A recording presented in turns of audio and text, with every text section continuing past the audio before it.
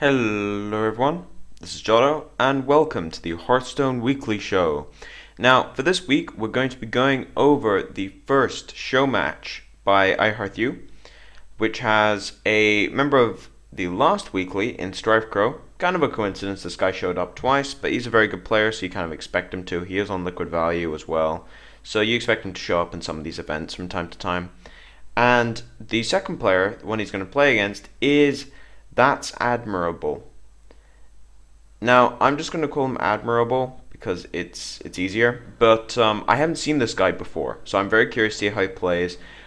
I've noticed a lot of up-and-coming players recently that have been part of teams and are starting to get the publicity they really need and they deserve, because some of them are very, very good. So I'm curious to see how he does against Strifecro, who is universally considered as one of the straight-up best Hearthstone players. But anyway, without further ado, let's get started, shall we? So, we play this out a little bit just so we can see the opening hands. So, Strifecro went second. Now, Strifecro's opening hand is Earthshock, Lightning Bolt, Stormforge Axe, Gadgetzan Auctioneer, which is okay. The Gadgetzan is really, really slow, though, so it's kind of awkward. Normally, I would say that his hand is very, very good, but he needs to draw. Like, he needs to draw into minions, otherwise this hand is terrible. If he draws into minions, this is one of the best opening hands he could have had. It would be really, really good if that Gadgetzan Auctioneer was either an Unbound Elemental or a Harvest Golem, but the rest of the hand is very, very powerful.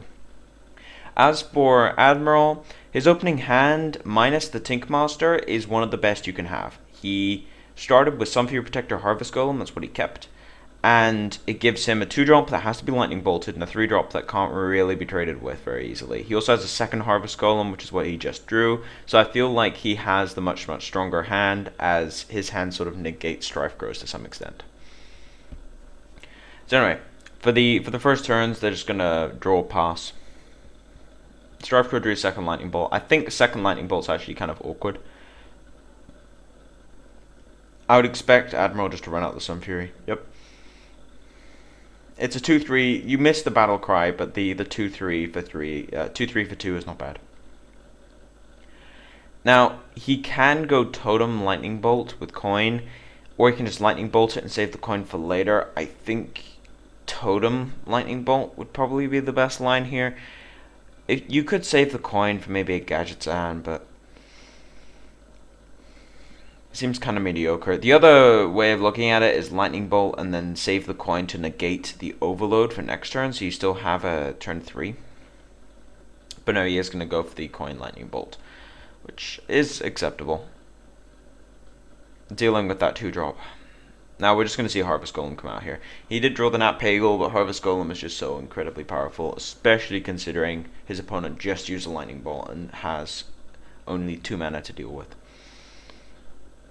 Now, this is what I meant. If he had the coin, he could have run out this Unbound Elemental, and the Totem's doing pretty much nothing for him at the moment, so he could have just run out this Unbound.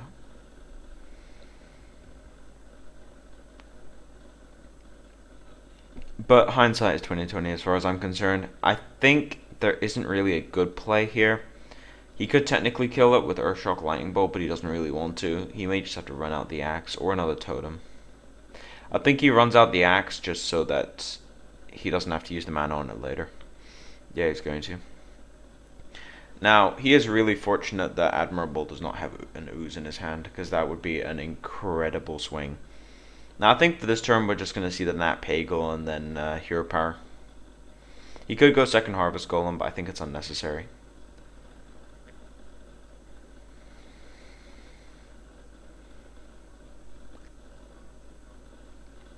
Interesting. I don't think I would have gone for that. I don't think I would have put out the Blood Mage. But, I mean, it all depends on how many spells are in Admirable's deck. If he's running just Swipe and Wrath, then I can see that play. But if he's running other spells besides that, and it's a little sketchy, I still would have saved it, though. The spell damage is really, really handy. Now, I'm guessing from Strifecro here we're going to see a Wild Pyromancer into Lightning Bolt of some kind. He's got a couple of options. He could lightning bolt the Nat Pagel, or he could lightning bolt the Harvest Golem. If he lightning bolts the Harvest Golem, then his opponent won't have a 2-1 anymore. But if he lightning bolts the Nat Pagel, then his opponent will have a 2-1, but then he won't have the draw. So it's a little bit of a toss-up. I think I would probably lightning bolt the Harvest Golem, because while it looks like your opponent's low on cards, in reality he's not. He's gonna, I mean, you're dealing with a 2-3, but then he's gonna draw one off Blood Mage and then draw one coming into his turn, which means he's actually a card ahead of you. So it's better just to deal with that Harvest Golem, because the Nat Pagel is more important if his opponent doesn't really have any cards. Now, I think the line I like here is Harvest Golem Hero Power. He's gonna go for the Druidal Claw. Okay. I think, yeah, the only reason to play like that was because he had the Nat Pagel. Okay, I agree with that. If he had the Nat Pagel, if he didn't have the Nat Pagel, I wouldn't have gone for that. But he has Nat Pagel to supplement his hand if he needs it. Now, I don't really see Strifecro coming back from this. He's too far behind at this point. He's been overloaded into oblivion, essentially, for the entire game. It's one of the disadvantages of playing this kind of Shaman deck, is that you're always overloaded. So he can run out this Unbound, but it's not going to do anything. And it's going to go ahead and kill his Nat Pagel, but yeah, it's going to kill Nat Pagel. But it's a little bit of a sketchy area. I think we're going to just see the Argent Commander come out and kill that Unbound. He's going to lose it to the Axe, but I don't really like. He could also run out the Chillwind Yeti. The problem is that he's vulnerable to Fire Elemental if he runs out the Chillwind Yeti, and he's vulnerable to the Axe otherwise. Okay, that's a line I did not expect. So he's saving his Divine Shield instead of having a 4/5. I don't think I agree with that. I think if he had kept the 4/5 and a 4/2, then his opponent would not be... I mean, it would end up pretty much the same in the end, where he'd still have a 4/2 and a 4/5, but it would die to less stuff. I mean, just as an Azure Drake Earthshock would have completely killed that. Now, I think what we're going to see out of Admiral this turn is most likely going to be a cycled Wrath, because he wants to keep his health high. He could also save the Wrath for a second Fire Elemental and then just Hero Power it.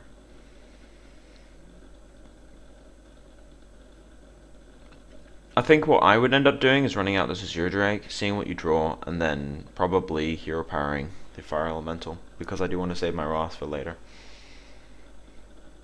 If he had the Blood Mage in his hand, this play would be so much easier. Wow, that's super aggressive. I did not expect him to go for that line. Really didn't expect him to go for that, because now his opponent does have that Fire Elemental up. But he's going to lose his entire board now, basically. The Fire Elemental is going to come down, kill that Argent Commander. Then he's going to use the first Fire Elemental he played to kill Chillwind Yeti, and then he has 2 Fire Elementals, and his opponent has a Harvest Golem. That's why I really, really didn't like that last play. I would have just killed the Fire Elemental on sight. I would say this is a fairly obvious play for Strifecro to make. And now I would say that Admirable is really, really far behind, whereas he was quite far ahead. I mean, he does have the Cycled Wrath to use. He could, I mean, he can deal with both. He's going to take a lot of damage for it. I think running out the Azure Drake and then Wrathing the 6/5, killing it with the 2/3, and then Hero Powering the 6/1 would probably be the best way of doing this. It does feel like it's a really, really shaky play, but it depends on what he draws.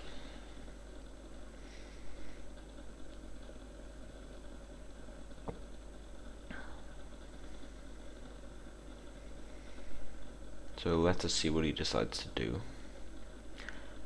Again, Don't agree with that. I really, really don't.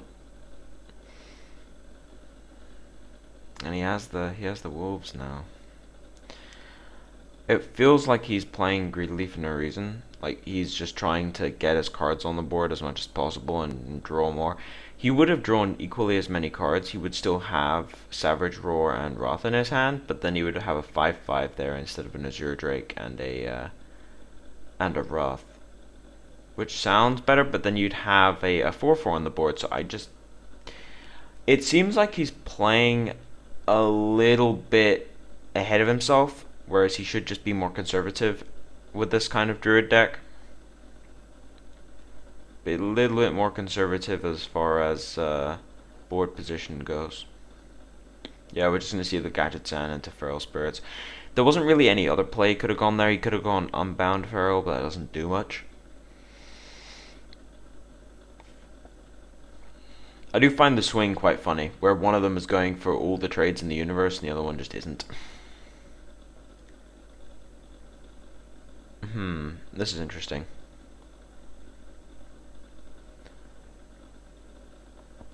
Is he going to swipe or is he going to... I think he's going to double Wrath. Yeah, he is. He's just going to clear the board now.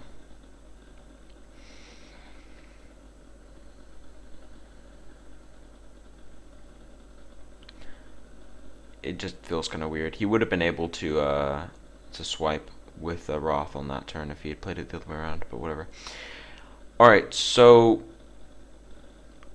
at this point, I think you have to just run out the Unbound and the second Feral and hope for the best. It sounds really, really awkward, and it kind of is. But you could also run out the Azure Drake and hope that it trades with his Azure Drake.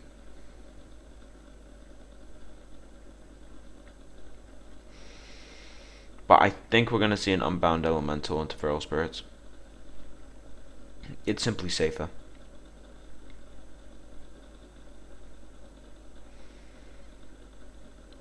Okay, no, we are going to see the Azure Drake. See what he draws. Okay. The question is, does he Earth Shock? He could kill this Azure Drake with an Earth Shock. And I think that might be the correct line here. Just trade off the entire board. Yeah, because if he leaves this Azure Drake alive, he's going to get swiped, or even a Starfall would do it.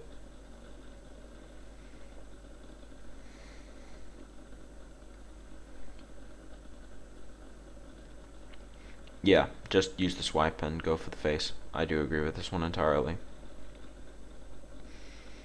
Do agree with that entirely. So it feels like there's been a couple of windows where Strifecro's had to come back into this, but he just hasn't been able to utilize them.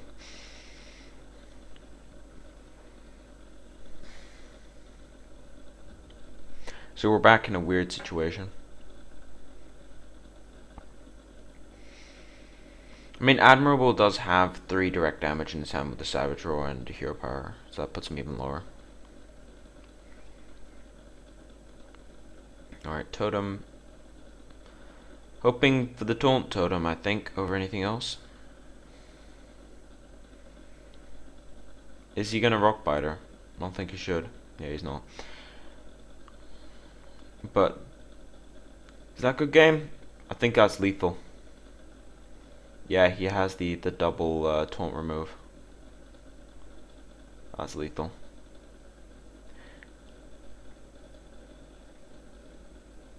He had lethal in so many ways there, actually. He could have Black Knighted into Savage Roar. He could have Tink Master and Black Knighted. There was lots and lots of lines he could have done there that would have just ended the game. But anyway, that first game had a couple of weird plays in it, and wow, we're going into these games quickly. Anyway, that first game had a couple of kind of odd plays, mostly on Admirable's part. Strifecro sort of did okay with what he had, but the matchup was a little bit swung in the Druid's favor in this case, considering he's playing a more aggressive variant. He's playing a much more aggressive style as well of the beatdown deck. Now, opening hands, significantly less powerful than last game. Strifecro has switched to his Druid deck, sort of his signature Druid deck, which I do believe is the same list that Admiral is playing. They're both playing the same list, just different playstyle. But anyway, they both have pretty atrocious hands. I'm not gonna lie. I mean, we do have the turn 2 Yeti for Admirable, but that's about it.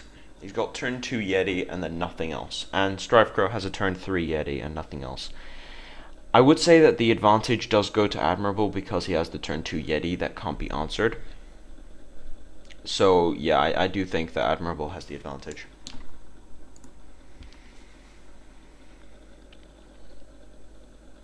Harvest Golem does come out here, but it's not going to be that relevant. Not against the Yeti. Now, let's see how he answers this. Does he just wait and run out the Yeti? That's the real question.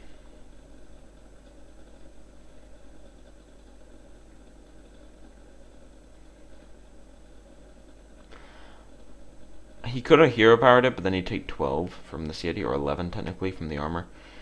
But he would kill it, but then he's too far behind, so he's just going to run out the 2-3 and hope for the best. Now, I would say Wrath it.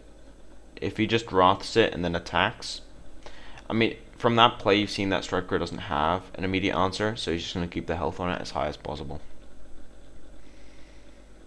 I think he just has to run out his own Yeti. It's really awkward, but I think he has to. He's going to run out his own Yeti, and he's probably going to take another 5. He's running out the Harvest Golem. Interesting. I do find that perplexing. Second Yeti. Wow. This is snowballing in the opposite direction from where Strifecro wants it to go. Yeah, I know, snowballing with a Frost Yeti, but whatever. Anyway, I think his only real strategy here is just running out his own Yeti and hoping for the best. He can't deal with these things. It does feel like he's very, very far behind, though.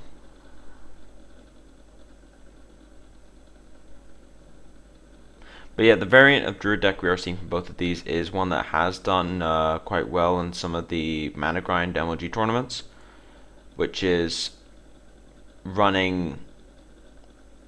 It's just running standard beatdown with a one-off Ancient Watcher. It's not running the full engine. It's kind of a mix between Strifecro and Dark Onyx's Druid decks. But yeah, I do like running out the 4-4 Panther there as opposed to the 4-6 Bear. Just because the 4-6 Bear is going to die to it anyway, so you might as well get some extra damage in, especially with the Force of Nature Savage Roar combo in hand.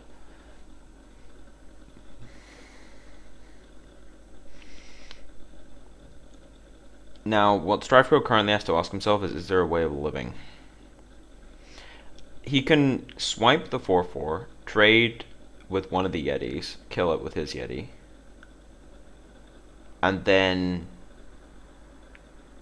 past there, he can't really do much to that final Yeti, so he just has to clear the board as much as possible. Although, if he... yeah, he's going to hero power as well, which plays around Force of Nature. Well played on his part.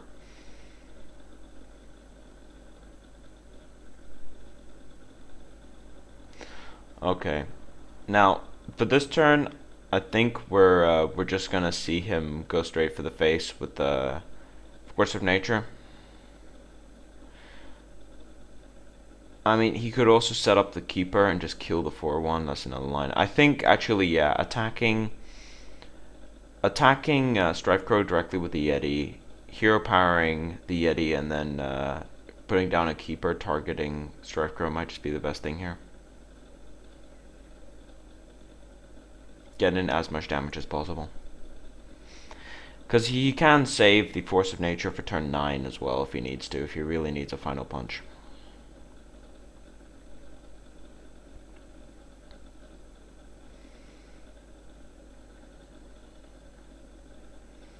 Okay, he's going for the 4-5 because he can silence it. I agree with that. I do agree with that. Playing out the 4-5 so he can silence it and attack in next turn. So he basically has another Yeti. From here, the problem is that Admirable has Savage Roar as well, so he has exactly 7. Well, he is 9 actually, but he has 7 with that Ancient Watcher. I mean, Strifecro doesn't know that he has the Savage Roar, so there's not much you can do about that. But I don't really see a way out of this. He's just gonna run out the Force of Nature and try and remove as much damage as possible. But yeah, this game is over. He can't deal with the Ancient Watcher. Good game. Very, very quick third game. One of the fastest Druid versus Druids you can see, basically. He just got... They both had kind of okay hands, mediocre actually, but one of them had Chillwind Yeti Innervate and then drew the second Yeti, and that was the turning point. If he hadn't drawn the second Yeti, I think that game wouldn't have ended so quickly, but he did. Okay, so moving into the third game. Admirable goes second for once, but Strifecro has brought in his warrior deck. This could be a enrage deck by the looks of it, by opening hand an enrage deck with legendaries to end the game out. Things like Ysera, possibly Alexstrasza. I've even seen Deathwing in these things. Lots and lots of win conditions. But anyway, as for opening hands, we have Armorsmith, Acolyte of Pain, Whirlwind, which is a very, very powerful combination, especially going first, and Zerdrake. Zerdrake's a bit slow, but the other 3 cards make up for it. As for Admirable, we have a Innervate Harvest Golem, possibly, which is very, very good. We also have Sunfury Protector and the Ancient Allure. So they both have one redundant card, but the rest of the hands are very, very good. As for the advantage in the matchup, I would have said it was fairly even, but then he drew the second Harvest Golem. This is looking like the first game. The first game ended kind of like this. It was just because of this kind of start. Now, there's one of the win conditions in Ragnaros. The question is, does he get to play it? Because Admirable is playing a very, very fast list. Now, we could just see a turn 2 Harvest Golem. I think that's what we're just going to see. No, he's going to give it Taunt. Okay. I think I might have run out the turn 2 Harvest Golem.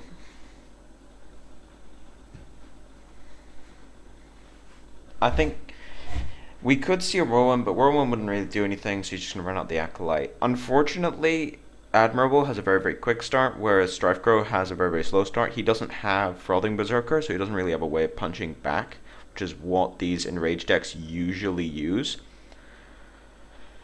Now, Admirable is deciding whether he's going to Wrath. Yeah, he is. He's going to wipe the board. Unfortunately, Strifecro does draw a card out of this and also heal up. But it's ultimately you trade Acolyte, Pain, and Armorsmith for a Wrath. That's what happened there. So he's still fairly far behind. Is he gonna Whirlwind this? He's gonna attack and then Whirlwind. Is he Whirlwinding twice? No, he isn't. He's already up. Remember, the mana and the cards themselves on the screen are out of sort of sync, so it's kind of difficult to figure out what's going on. Now, as for this turn, we could see a coin into Druidal Claw. We could also see a Defender of Argus. I think going for the Druid is safer, because Defender of Argus is kind of vulnerable to things like Cleave. Alright, he's going for damage as opposed to sort of the defense, which it matches with how he's been playing previous to this, where he does tend to go for damage instead of the safe plays. It's a playstyle that worked for 2 games in a row, so why not continue it? That was the perfect draw. The absolute perfect draw, getting that Argent Commander. Argent Commander has traditionally been one of the best counters to Azure Drake, and it's still showing that it is one of the best counters to Azure Drake. Now, Strifecro's in a bit of an awkward spot. He can run out a Cairn, he can also run out the double Whirlwind Acolyte, which seems to be what's happening. It does mean he gets to draw a bunch of cards. And he also reduces the amount of damage his opponent has drastically. So now I would say that Strifecro has caught back up. He's so far ahead on hand that he just doesn't really have to worry about the pressure coming in from Admirable anymore. He seems to have caught back up. So yeah, I do feel as if this game has shifted. And we even see Baron Geddon next turn. Is he debating on executing that? I would not execute that. I would just pass.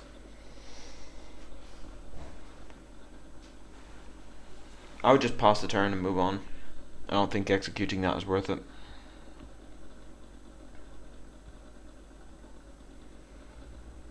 He's thinking.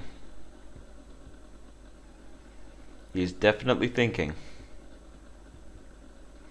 I don't really know what he'd like do without the execute though if his opponent plays something large.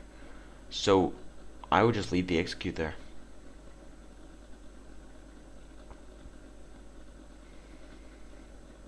He's still considering this. I'm not really sure why he's considering it.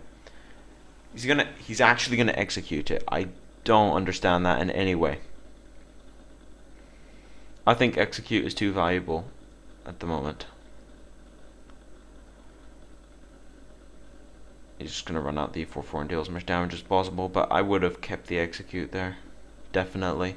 He would have even had an outlet to it. I mean, he can, now he's gonna slam and Cruel Taskmaster. Just to deal with this cat. He's also drawn another one of his win conditions. If you notice, he's playing this out pretty much perfectly, where he drew as many cards as possible before playing Cruel Taskmaster. Although, considering his deck, there's very, very few cards that are better for pinging than Cruel Taskmaster, but it is possible he could have drawn something else. But yeah, this is when the execute would be nice. He's got the Baron Geddon, and he also has the Ragnaros. I think he's going to run out the Ragnaros here. But then his opponent has played Tinkmaster yet.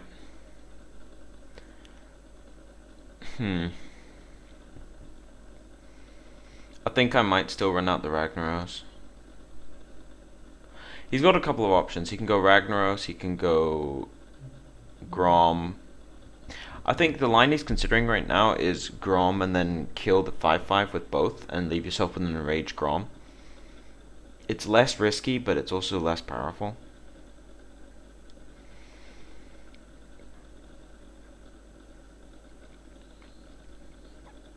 So I'm not entirely sure. I think I do like the Ragnaros more, and yeah, he agrees with me. He's gonna go for the Ragnaros. It's riskier, but it's much more powerful, and considering the amount of win conditions you have in your hand at the moment, it's worth it. And he doesn't get the hit he needs.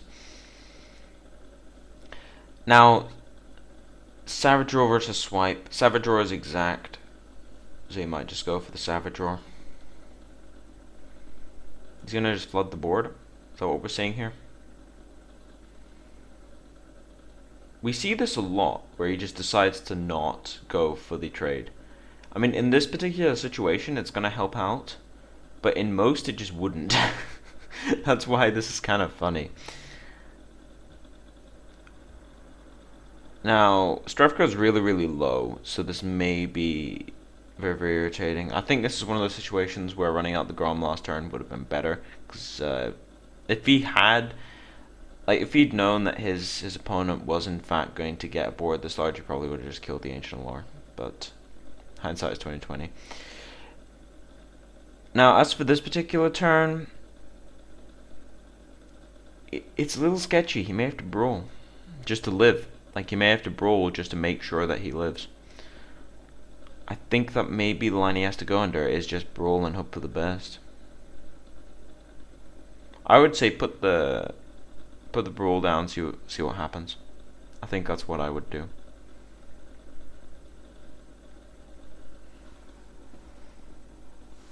I mean, he has a what is that, 2 and 6? So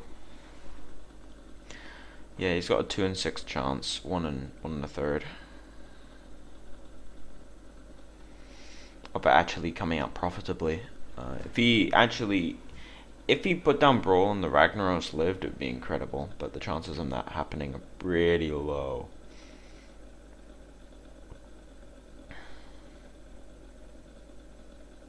He's thinking about the Brawl. He should attack before brawling, just to take down that Nat Pagel a little bit.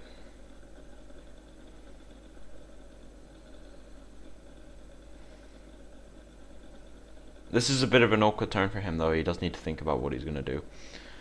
But yeah, as we're seeing, Admiral's Druid deck is tech to be slightly faster than some of the other Druid decks where he's playing Argent Commander, and we have seen him use the Savage Row several times, but mostly he's playing the Argent Commander, and he's also playing very, very aggressively. Very, very aggressively. And that's a slight mistake. He probably should have attacked the Nat Pagel. Apparently, Defender of Argus is the mightiest of them all. He's going to slam it. But yeah, he should have definitely attacked the Nat Pagel. Slight mistake on his part.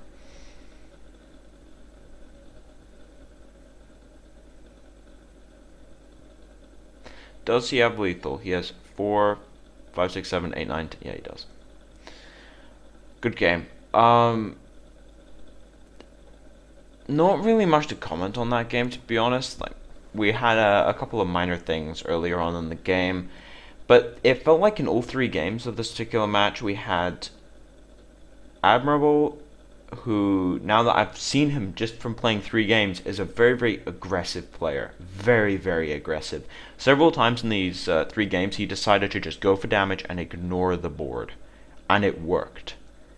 Why did it work? It's mainly because for a player like Strifecro, he's so used to playing slowly, so used to playing as either pure aggro or mid-range control-ish playstyles. One or the other, not both. What we saw from Admirable this game was a mid-rangey control-ish deck with some aggressive techs in it, like Argent Commander, and just beating the other player to death as quickly as possible. That is what we saw out of Admirable. It was a slightly slower mid-rangey deck playing very, very aggressively, and that's what caught Strifecro off guard, and he just couldn't deal with it. He just didn't know how to deal with a deck that is played that quickly. It's not a case of him not knowing how to play against the deck, as it is very, very close to a deck that he has personally designed, or at least about 60% of the deck it was designed by Strifecro at the beginning. And it just feels like it was the playstyle itself that threw him off. I am very, very curious to see Thatsadmirable, play in future show matches or King of the Hills. I'll definitely cover them if that happens, because I do think he's a very, very interesting player to watch, and I think he's one to watch for the future. Very, very promising player, very, very interesting playstyle, and really smashed one of the best players in the world at the moment. But anyway, thank you all for watching. If you like the content, please subscribe. If you have any feedback, put it in the comment section below. I'll put the link to this particular show match in the description. But anyway, as for now, this has been Jotto, signing off.